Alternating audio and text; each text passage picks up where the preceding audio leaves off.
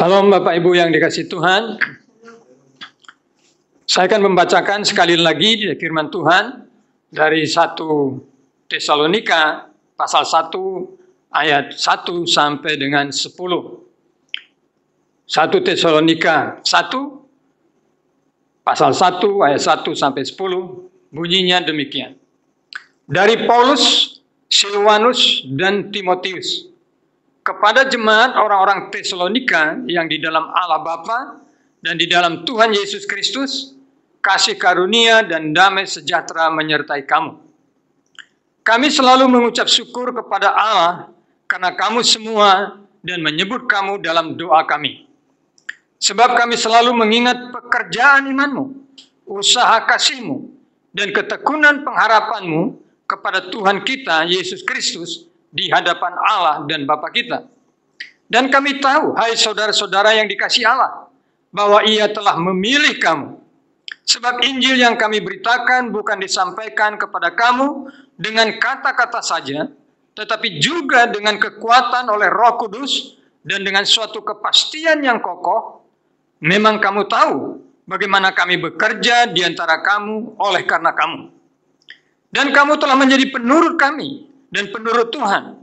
Dalam penindasan yang berat, kamu telah menerima firman itu dengan sukacita yang dikerjakan oleh Roh Kudus.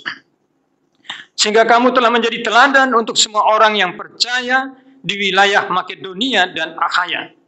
Karena dari antara kamu firman Tuhan bergema, bukan hanya di Makedonia dan Akhaya saja, tetapi di semua tempat telah tersedia kabar tentang imanmu kepada Allah. Sehingga kami tidak usah mengatakan apa-apa tentang hal itu. Sebab mereka sendiri bercerita tentang kami, bagaimana kamu sambut dan bagaimana kamu berbalik dari berhala-berhala kepada Allah untuk melayani Allah yang hidup dan yang benar. Dan untuk menantikan kedatangan anaknya dari sorga yang telah dibangkitkannya dari antara orang mati, yaitu Yesus yang menyelamatkan kita dari murka yang akan datang. Amin. Bapak Ibu yang kasih Tuhan, di dalam ayat 7 firman Tuhan berkata seperti ini. Sehingga kamu telah menjadi teladan untuk semua orang yang percaya di wilayah Makedonia dan Akhaya. Sehingga kamu telah menjadi teladan. Jemaat Tesalonika adalah jemaat yang disebut oleh firman Tuhan, dinilai oleh firman Tuhan, telah menjadi jemaat teladan. Bapak Ibu yang dikasihi Tuhan, oleh karena itu di dalam minggu-minggu selanjutnya, mungkin dalam 2 bulan ini, kita akan belajar dari jemaat teladan ini, jemaat Tesalonika ini, melalui mempelajari 1 Tesalonika dan 2 Tesalonika selama 2 bulan ini. Karena kita sungguh-sungguh ingin menjadi jemaat teladan. Jemaat yang membawa sukacita bagi Tuhan. Jemaat yang menjadikan orang lain diberkati. Jemaat yang menjadi teladan.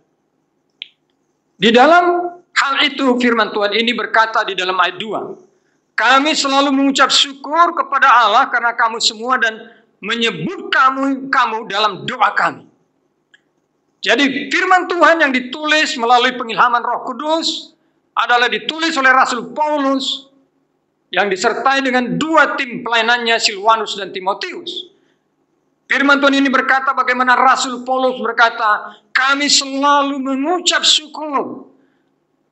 Setiap kali dia mengingat jemaat ini, dia mengucap syukur. Setiap kali dia berdoa bagi jemaat ini, dia mengucap syukur. Karena dia melihat jemaat Tesalonika telah menjadi jemaat teladan. Bapak Ibu yang dikasihi Tuhan, jika kita ingin hidup kita menjadi kehidupan yang membawa pujian bagi Tuhan, kehidupan kita menjadi kehidupan yang bisa diteladani oleh orang lain, kehidupan kita yang menjadi berkat bagi orang lain, maka adalah sesuatu yang sangat penting sekali untuk belajar dari jemaat Tesalonika ini, yaitu belajar menjadi teladan. Ada 3 hal utama yang ditekankan oleh firman Tuhan ini di dalam pembacaan kita. 3 kebenaran firman Tuhan yang ditekankan di dalam pembacaan kita ini. Yaitu di dalam ayat 3. Dan yaitu berbunyi seperti ini. Sebab kami selalu mengingat pekerjaan imanmu, usaha kasihmu, dan ketekunan pengharapanmu kepada Tuhan kita Yesus Kristus di hadapan Allah dan Bapa kita. Ini yang membuat jemaat ini bisa menjadi jemaat teladan. Yaitu di mana dikatakan pekerjaan imanmu, usaha kasihmu, dan ketekunan pengharapanmu. Kalau kita mengingat apa yang dikatakan firman Tuhan dalam 1 Korintus pasal 13, ya ayat yang terakhir, maka di situ ditekankan bahwa yang tinggal itu adalah iman, kasih, dan pengharapan.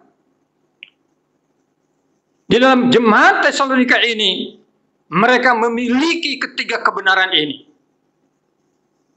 Dan untuk itu firman Tuhan hari ini akan mengajar kita yang pertama, yaitu tentang pekerjaan iman. Pekerjaan iman. Bapak Ibu yang dikasihi Tuhan, kata iman tidak asing bagi kita. Kata iman sesuatu yang umum bagi kita. Tetapi kata yang tidak asing ini, kata yang sudah umum ini, tidak berarti membuat kita sungguh-sungguh mengerti apa yang dimaksud dengan iman. Saudara-saudara yang dikasihi Tuhan, Ibrani 11 ayat 1 memberikan kepada kita tentang sebuah definisi tentang iman. Tetapi saya mau mengajak kita untuk mengerti tentang iman itu secara sederhana sekali, saudara-saudara.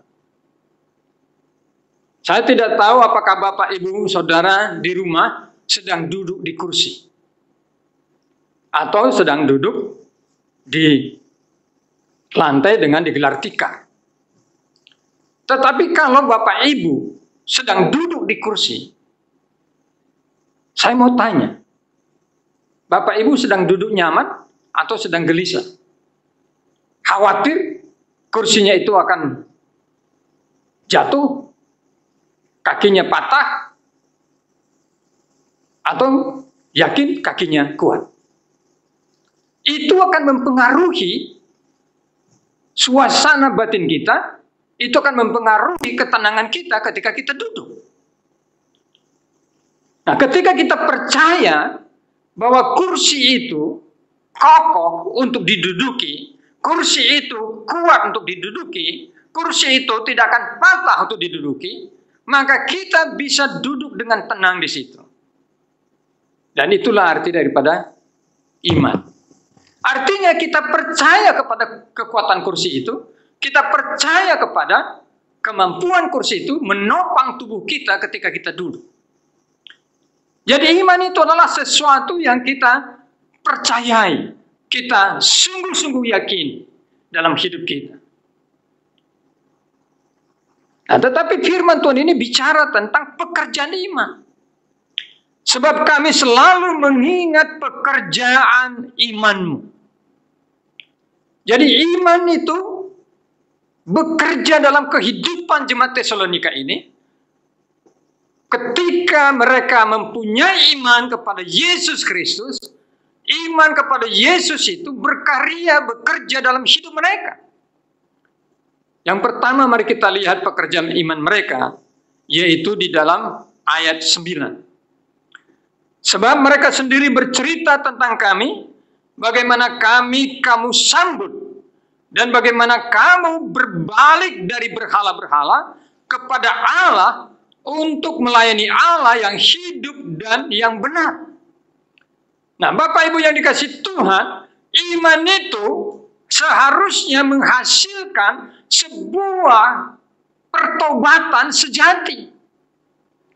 Ini pekerjaan iman yang pertama. Pekerjaan iman itu menghasilkan pertobatan di dalam hidup kita. Perhatikan di dalam ayat 9, bagian B dikatakan, bagaimana kamu berbalik dari berhala-berhala kepada Allah. Ini artinya sebelum jemaat Tesalonika ini mendengar Injil Tuhan, belum percaya kepada Tuhan, mereka tadinya adalah orang-orang yang menyembah berhala. Mereka orang-orang yang tadinya memuja dewa-dewa. Mereka melakukan penyembahan kepada berhala, saudara-saudara. Tetapi ketika mereka mendengar Injil, ketika mereka percaya Yesus sebagai juru selamat dan Tuhan mereka, ketika mereka percaya berita firman yang mengatakan Allah mengasihi mereka, sehingga Allah mengaruniakan anaknya yang tunggal, Yesus Kristus, mati di atas kayu salib bagi penebusan dosa mereka, dan pada hari ketika bangkit dari kematian untuk memberi hidup yang baru, mereka percaya.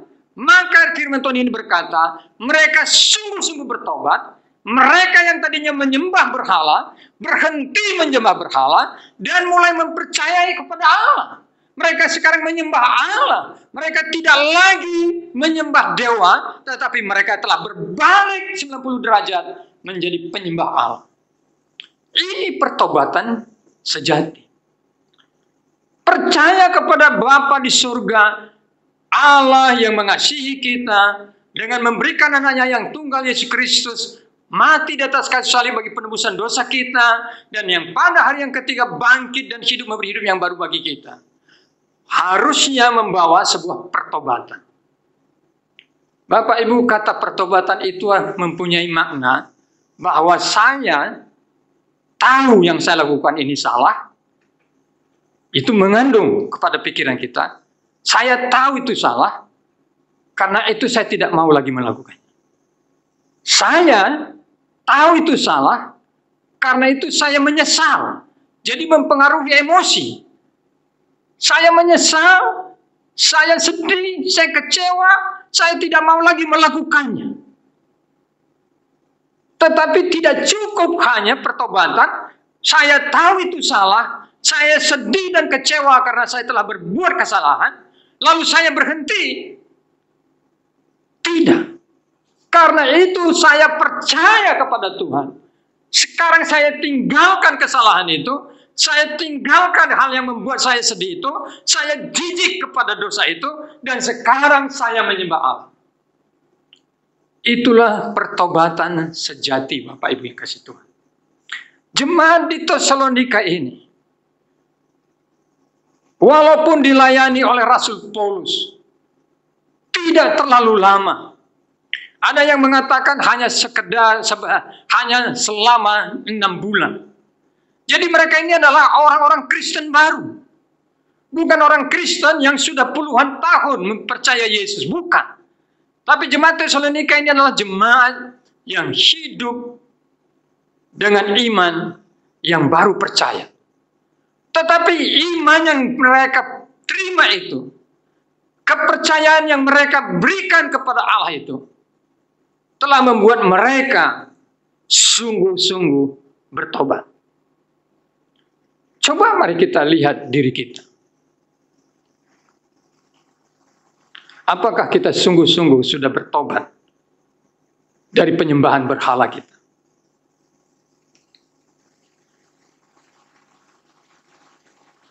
Puluhan tahun yang lalu, ada seorang yang bernama Nicky Cruz. Dia adalah seorang Meksiko, dilahirkan dari keluarga penyembah berhala. Ayahnya seorang dukun, ibunya juga seorang dukun. Ayah dan ibunya memperlakukan dia dengan kejam. Dalam bukunya dia bercerita, ketika dia masih kecil, dia sering dilemparkan oleh ayahnya ke sebuah kamar yang kosong dengan tanpa pakaian, dan bukan kamar yang kosong, saudara-saudara, kamar yang dipenuhi oleh merpati. Sehingga dia berkata, ketika dia dimasukkan ke dalam kamar itu, merpati yang ketakutan itu akhirnya menutupi dia, melukai tubuhnya. Dan itu bukan terjadi satu kali, tapi sering. Dan yang lebih mengerikan lagi, saudara-saudara, ibunya yang seorang dukun itu sering menusuk tubuhnya dengan pisau. Sehingga dia berkata, karena begitu sering tubuh saya ditusuk pisau oleh ibu saya sudah tidak merasakan lagi tusukan itu. Pola asuh yang kejam ini telah membuat Nicky Krause ini bertumbuh menjadi seorang yang ganas, yang menyukai kekerasan. Lalu mereka akhirnya pindah ke Meksiko, ke Amerika, saudara-saudara, tepatnya ke kota New York. Dan dia bertumbuh di kalangan gangster, para preman. Dan salah satu geng yang paling ditakuti di kota itu pada zaman itu, namanya geng Mau Mau. Dalam usia 19 tahun, dia telah menjadi kepala geng ini. Semua orang mendengar namanya akan takut. Karena dia sangat berdarah dingin dalam membunuh, dalam menganiaya orang. Hidupnya sepertinya akan mati dalam kejahatan. Tapi suatu kali, dia bertemu dengan seorang pendeta yang bernama David Wilkerson. Dan David Wilkerson ini mencoba bersaksi tentang Yesus kepadanya. Dia marah sekali. Dia mengancam akan membunuh pendeta David Wilkerson ini. Tapi David Wilkerson ini, pendeta ini berkata, seandainya engkau membunuh aku dan memotong-motong tubuhku 1000 potong, dan kau membuang setiap anggota tubuhku ini di sepanjang jalan, ketahuilah, setiap anggota tubuhku itu tetap mengasihimu. Oh saudara-saudara, perkataan pendeta ini membuat dia semakin marah. Tapi dia tidak membunuh pendeta ini. Dalam bukunya dia berkata, sejak mendengar perkataan pendeta David Wilkerson bahwa dia sangat mengasihi Nicky Krause, 2 minggu dia tidak bisa tidur. Pernyataan bahwa ada orang yang mengasihi dia itu menggelisahkan dirinya, menggelisahkan hati. Lalu ketika dia mendengar bahwa pendeta David Wilkerson ini mengadakan KKR, dia bersama anggota gengnya datang ke tempat kebaktian kebangunan rohani tersebut. Lalu sebelum David Wilkerson, sang pendeta ini berkhotbah, dia membuat pengumuman. Saudara-saudara, kita akan kumpulkan persembahan. Dan yang mengumpulkan persembahan kita hari ini adalah dari geng Mau Mau yang dipimpin oleh Nicky Krause. Wah, mendengar pengumuman itu dia senang sekali. Dia gembira sekali karena dia pikir ini kesempatan bisa dapat uang. Lalu ketika mereka sudah mengumpulkan, dia mengumpulkan bersama anak buahnya. Lalu mereka mau lari dari pintu belakang, saudara-saudara. Dia pegang itu tempat persembahan dengan isi yang banyak itu. Dia mau merencanakan membawa lari uang persembahan itu. Tetapi dia di saat dia hendak berpikir dan bertindak lari, ada suara di dalam hati yang berkata, masakan engkau mengkhianati orang yang mempercayai? Suara itu membuat dia berhenti dan merenung. Selama ini tidak ada orang yang mempercayai dia. Tetapi hari itu dia dipercaya untuk mengumpulkan uang persembahan yang jumlahnya cukup banyak. Karena itu dia berbalik dan dia naik ke panggung, menyerahkan persembahan tersebut kepada pendeta David Wilkerson. Pendeta itu menerima persembahan itu dan menyuruh mereka duduk. Lalu dia mulai khotbah. Di akhir khotbahnya, dia menantang orang-orang untuk terima Tuhan Yesus. Nicky Krause bersama beberapa temannya berlutut, menangis, percaya kepada Yesus dan bertobat. Mulai hari itu, dia tidak lagi menjadi seorang gangster. Dia mengumpulkan teman-temannya, membawa senjata mereka pergi ke kantor polisi, dan menyerahkan diri. Percaya kepada Tuhan. Itu pertobatan sejati. Bertobat artinya adalah meninggalkan dosa kita, meninggalkan berhala-berhala kita, melepaskan berhala-berhala kita itu.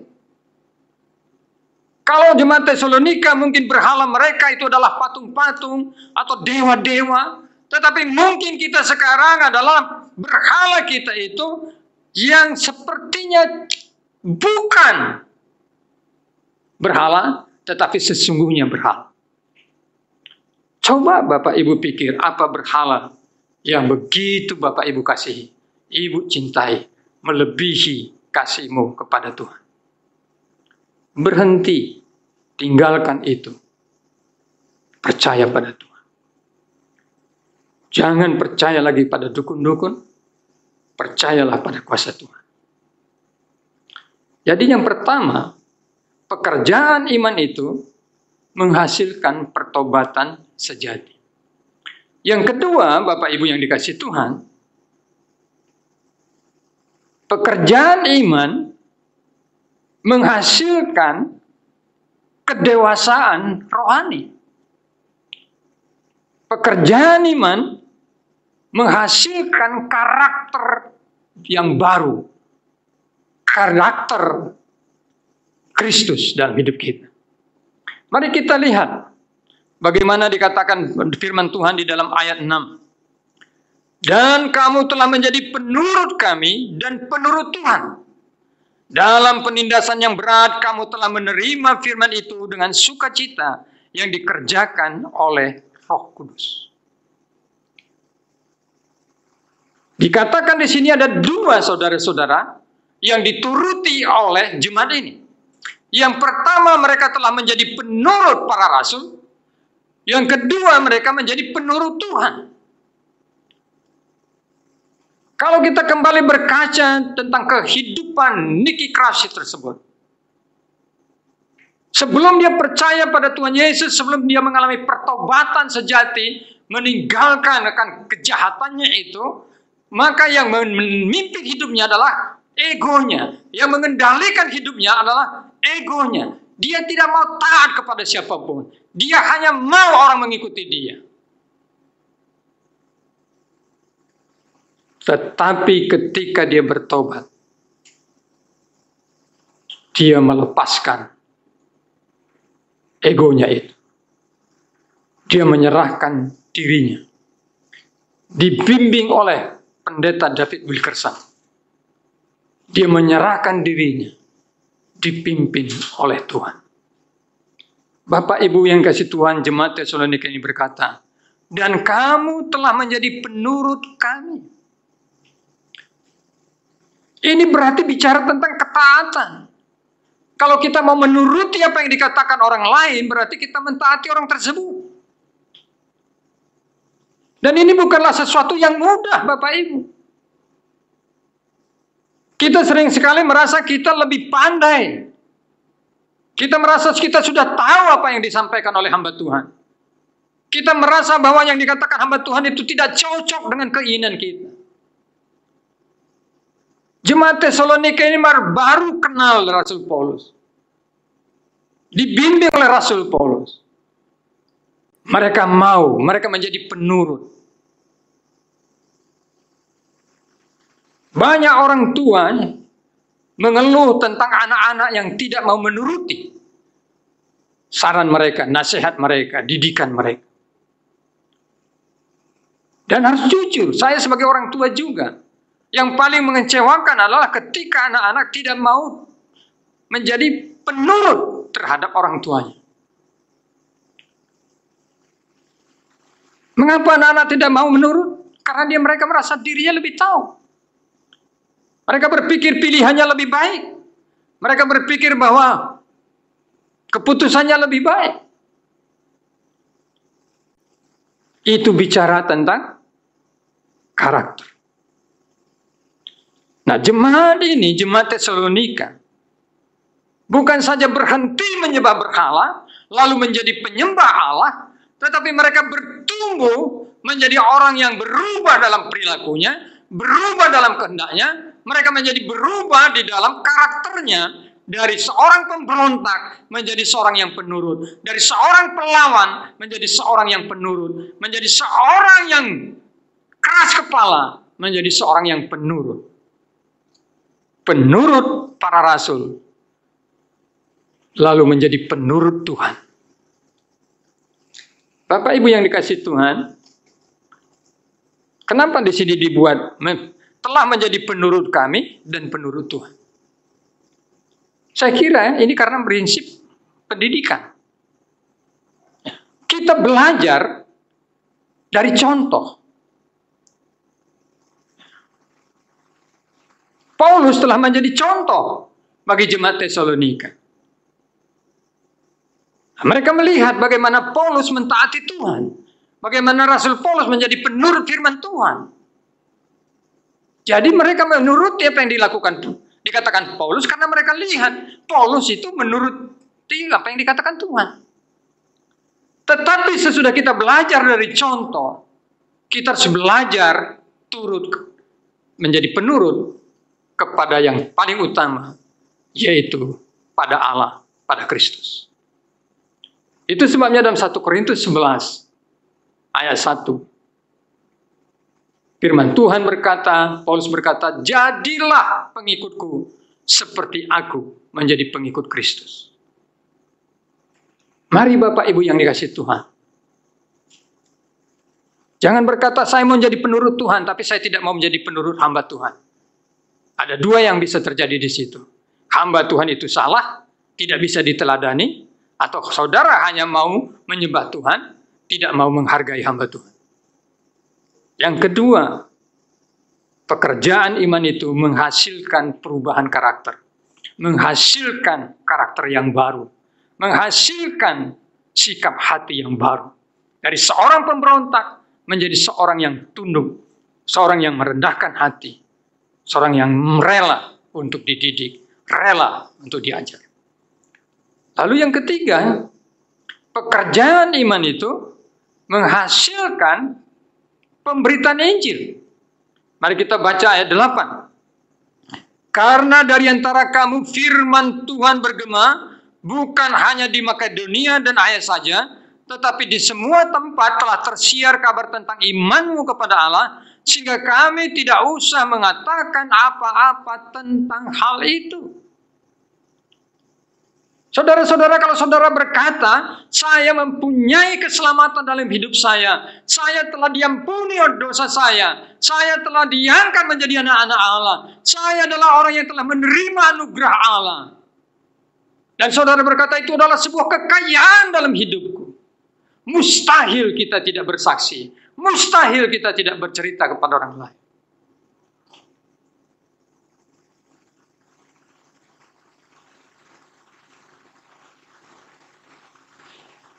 Menurut saya, saudara-saudara, orang tidak memberitakan Injil bukan karena takut. Orang tidak memberitakan Injil bukan karena tidak tahu caranya. Tapi orang tidak memberitakan Injil karena mereka tidak menghidupi anugerah Allah dalam hidupnya. Mereka tidak menghidupi, menghayati tentang kasih Allah yang telah dicurahkan dalam hidupnya. Tentang pengorbanan Kristus yang telah menebus dosa-dosanya. Tentang kebangkitan Kristus yang telah membebaskan dia dari segala dosa dan kuasa maut. Itulah yang membuat orang tidak memberitakan Injil.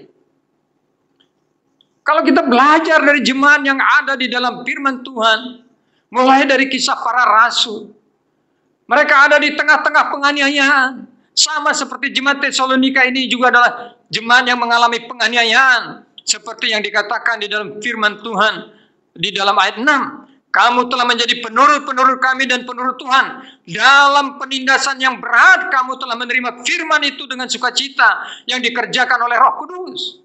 Jadi jemaat Tesalonika ini bukan jemaat yang hidup dalam kebebasan memberitakan Injil. Tidak. Mereka ada di tengah-tengah masyarakat, di tengah-tengah pemerintah yang menindas kekristenan. Tetapi walaupun mereka berada dalam penindasan itu, karena mereka menghayati keselamatan yang Tuhan anugerahkan, mereka menghayati tentang kasih Tuhan yang telah mengampuni dosa mereka, menghayati pengorbanan Kristus di atas kayu salib bagi penebusan dosa mereka, meyakini tentang kuasa Kristus yang telah mengalahkan maut, membuat mereka tidak bisa menutup mulut untuk tidak memberitakan Injil keselamatan yang dari Tuhan. Saudara-saudara, hari ini Tuhan mengajar kita untuk meneladani jemaat Tesalonika dalam hal pekerjaan iman. Saya rindu dan saya mau bertekad, saudara-saudara, supaya saya bisa menghidupi kebenaran firman Tuhan ini. Bahwa ada pekerjaan iman di mana saya menghasilkan pertobatan dalam hidup saya. Saya tidak mau lagi dibelenggu oleh berhala-berhala yang mengikat saya. Saya mau menjadi bebas di dalam penyembahan kepada Tuhan. Bebas ke dalam penyembahan yang benar di hadapan Tuhan. Pekerjaan iman itu harus menghasilkan perubahan hidup saya. Pekerjaan iman itu harus memberikan keberanian dan kerelaan bagi saya untuk memberitakan ini. Saya rindu itu juga terjadi dalam hidup saudara, hidup Bapak Ibu. Saya rindu itu terjadi bagi gereja kita. Gereja kita menjadi gereja yang sungguh menyatakan ada pekerjaan iman dalam persekutuan kita. Di mana kita mengalami penyembahan yang total kepada Tuhan. Kita meninggalkan penyembahan-penyembahan berhala kita. Dan kita berbalik hanya kepada penyembahan kepada Allah.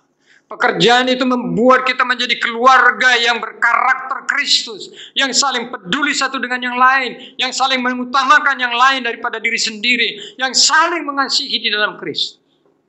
Pekerjaan iman itu membuat gereja kita menjadi gereja yang misioner, gereja yang memberitakan Injil, gereja yang menjalani panggilan Kristus terhadap gerejanya, yaitu memberitakan Injil kepada setiap orang. Saudara mau? Mari kita berdoa.